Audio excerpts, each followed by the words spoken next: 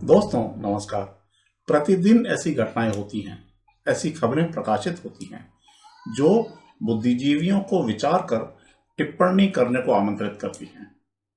उनकी आवाज का प्रतिनिधित्व करने के लिए यह मंच बनाया गया है। पेश है आज का रोजनामचा।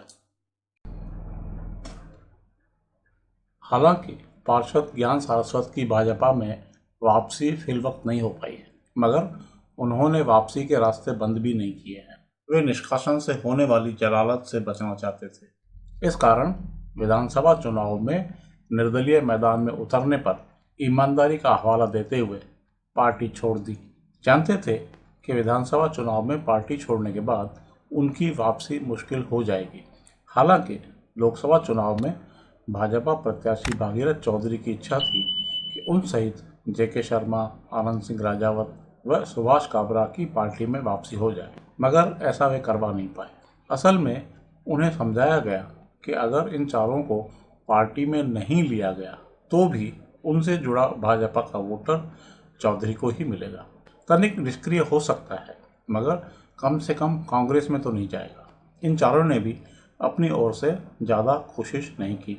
जानते थे कि पार्टी में ले भी लिया गया तो कोई पद या जिम्मेदारी तो मिलनी नहीं है। आप देखिए ना, किशनगढ़ के निर्दलीय विधायक सुरेश टाक का क्या हुआ। उनको पार्टी में ले तो लिया गया, मगर चुनाव में उनको कोई खास तवज्जो नहीं मिली। खैर, बात चल रही थी सारस्वत की। उन्होंने निर्दलीय खड़े होने पर भी यह साफ कर दिया था कि राष्ट्रहित व सनातन के लिए वे मोदी के साथ हैं। यानी एक तो विचारधारा के साथ जुड़े रहना चाहते थे, साथ ही अपना भविष्य भी सुरक्षित रखना चाहते थे। कहने की जरूरत नहीं है कि वे चुनावी राजनीति में कायम रहना चाहते हैं। आगामी विधानसभा चुनाव अभी बहुत दूर है, मगर नगर निगम चुनाव में फिर सक्रिय भागीदारी निभाएंगे।